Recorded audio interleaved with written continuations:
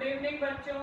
आज हम लोग अपना प्रश्न संग्रह 3.2 का लास्ट एक हमारा 5वां सवाल जो बचा हुआ था उस सवाल को हम हल करेंगे।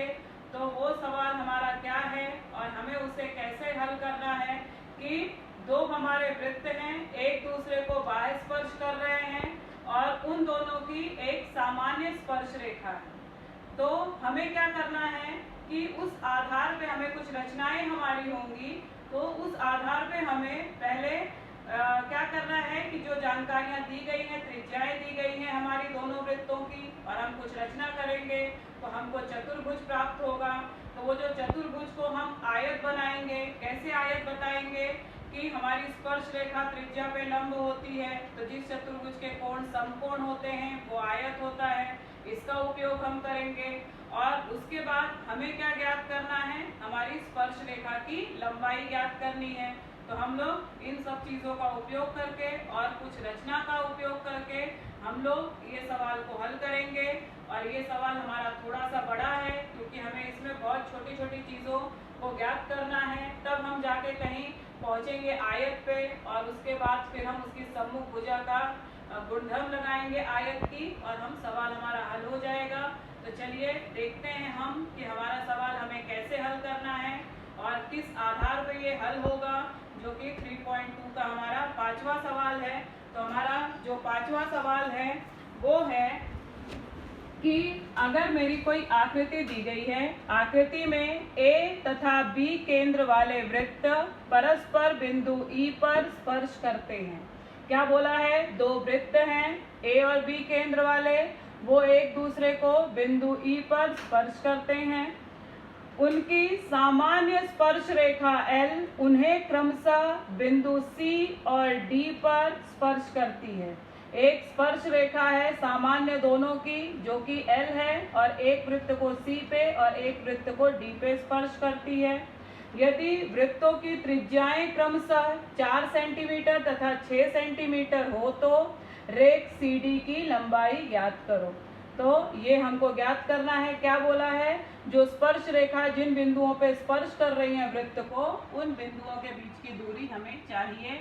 अब हम इसको कैसे ज्ञात करेंगे, तो सबसे पहले हम अपनी आकृति द्वारा इसको समझने की कोशिश करते हैं कि हमारा क्या है। ये देखो, एक मैंने लिया है A केंद्र वाला वृत्त लिया है, ये मेरा B केंद्र वाला वृत्त है। एक दूसरे को बिंदु E पर बाह्य स्पर्श कर रहे हैं। हमको और क्या दिया गया है, एक रेखा है L जो कि दोनों वृत्तों की सामान्य स्पर्श रेखा है। A केंद्र वाले वृत्त को बिंदु C पर और B केंद्र वाले वृत्त को बिंदु D पर स्पर्श करती है। इतनी जानकारी हमको दी गई है। अब जो डॉटेड है वो हमने खींचा है। सबसे पहले तो हम लोग एक AB खींचेंगे जो कि बिंदु E से होके जाएगी, क्योंकि हमें पता है कि अगर दो वृत्त एक दूसरे को स्पर्श करते हैं तो उनके केंद्र और स्पर्श बिंदु एक रेखीय होते हैं। तो ये हम एक रचना कर लेंगे। दूसरा हम AM लंब BD पर खींचेंगे, तो यहाँ पे मेरा लंब हो गया, ये भी मैंने रचना की है। अब हम क्या करेंगे, अब हम इस चतुर्भुज में चलेंगे। इस चतुर्भुज में ये A केंद्र वाले वृत्त की त्रिज्या है AC, ये स्पर्श रेखा है। त्रिज्या स्पर्श रेखा पे लंब होती है, इसलिए यहाँ पे समकोण बनेगा। उसी प्रकार अगर हम यहाँ चलें तो मेरा BD क्या है, ये त्रिज्या है, ये स्पर्श रेखा है, तो ये भी लंब हो गई। मतलब अगर मैं इस चतुर्भुज में देखूं तो ये कोण 90, ये कोण 90, ये मैंने रचना से 90 लिया है। तो चतुर्भुज के चारों कोणों का योगफल 360 होता है। तो अगर मैं इन तीनों को जोड़ूंगी तो 270, अगर 3 90 है तो चौथा भी 90 मिल जाएगा। तो अगर जिस चतुर्भुज के सभी कोण समकोण हो गए तो वो आयत हो जाएगा। अगर वो आयत है तो हमको क्या पता है, आयत की सम्मुख भुजाएं सर्वांग सम होती हैं। तो AC कितनी है मेरी, 4 सेंटीमीटर है। BD त्रिज्या कितनी दी गई है, 6 सेंटीमीटर दी गई है। तो मेरी AC सर्वांग सम हो जाएगी DM से। तो ये 4 है तो ये भी 4 सेंटीमीटर हो जाएगी। ये पूरा कितना है, 6 है। अगर इस 6 में से 4 को घटा दूंगी तो BM का माप मुझे 2 मिल जाएगा। तो एक चीज हमारे पास हो गई। दूसरा, अगर मैं इसको देखूं तो ये यहाँ पर क्या है, त्रिज्या है, ये 4 सेंटीमीटर है, ये 6 सेंटीमीटर है। तो इन दोनों को जोड़ दूंगी मैं, तो 6 4 10 हो जाएगा, तो मुझे पूरा AB का माप मिल जाएगा। अब अगर मैं इस त्रिभुज में चलूं, इस त्रिभुज में समकोण त्रिभुज है, इसका माप मुझे पता है BM का, AB का माप मुझे पता है, तो मैं पाइथागोरस के प्रमेय से AM का माप ज्ञात कर लूंगी। अगर मैं AM का माप ज्ञात करूंगी तो ये क्या है, ये आयत की सम्मुख भुजाएं हैं, तो जो इसका माप होगा वही मेरा CD का माप होगा। तो इस आधार पे मुझे CD का माप मिल जाएगा और मेरा सवाल हल हो जाएगा। तो ये है हमारी आकृति द्वारा मैंने आपको समझाने की कोशिश की है। अब चलिए हम देखते हैं कि हमने इस सवाल को हल कैसे किया है। तो हमने कैसे हल किया है, जो हमको पहले जानकारी दी गई है वो हमने लिखा है। आकृति में A और B केंद्र वाले दो वृत्त एक दूसरे को बिंदु E पर स्पर्श करते हैं, दिया गया है।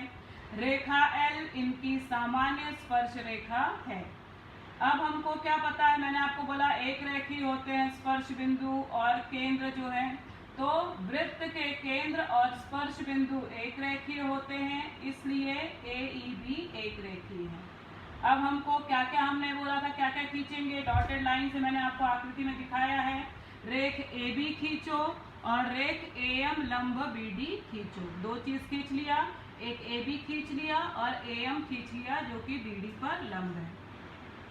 आगे AE बराबर AC बराबर 4 सेंटीमीटर, ये A केंद्र वाले वृत्त की त्रिज्याएं हैं, एक ही वृत्त की त्रिज्या, तथा BE बराबर BD बराबर 6 सेंटीमीटर, ये B केंद्र वाले वृत्त की त्रिज्याएं हैं, एक ही वृत्त की त्रिज्या। अब हमें पता है कि स्पर्श रेखा त्रिज्या पे लंब होती है, हमने पहला प्रमेय अपना पढ़ा है, तो इसलिए AC त्रिज्या है, AC लंब L तथा BD लंब L। अगर मैं लंब करूंगी तभी तो मुझे कोण 90 अंश का मिलेगा, इसलिए कोण ACD बराबर कोण BDC बराबर 90 अंश, समीकरण 1। अब यहाँ तक मैंने आपको बताया। अब हमने क्या बोला था, हम चतुर्भुज में चलेंगे।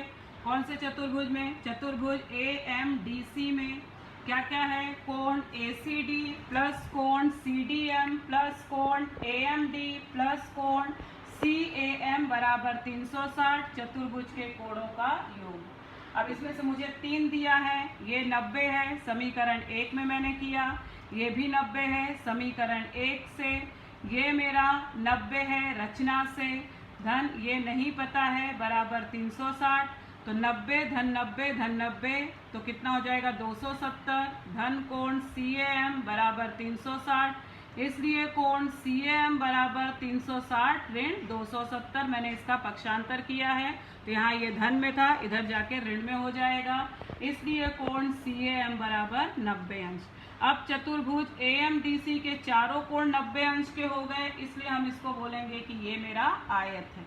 अगर ये आयत है तो आयत की सम्मुख भुजाएं सर्वांगसम होती हैं, इसलिए AC की सम्मुख भुजा है DM, तो AC बराबर DM बराबर 4 सेंटीमीटर। मगर मैंने आपको आकृति से दिखाया कि BD किससे मिलके बनी है, BM प्लस DM या MD, क्योंकि BMD एक रेखीय है। BD का माप मेरे पास 6 है बराबर BM नहीं पता है, और ये मेरा DM या MD 4 सेंटीमीटर है, मैंने लिख दिया, इसलिए BM क्या होगा 6, ये मेरा पक्षांतर होगा तो इधर जाएगा तो ऋण में हो जाएगा 4, तो 6 ऋण 4 बराबर 2 सेंटीमीटर, हमको BM मिल गया।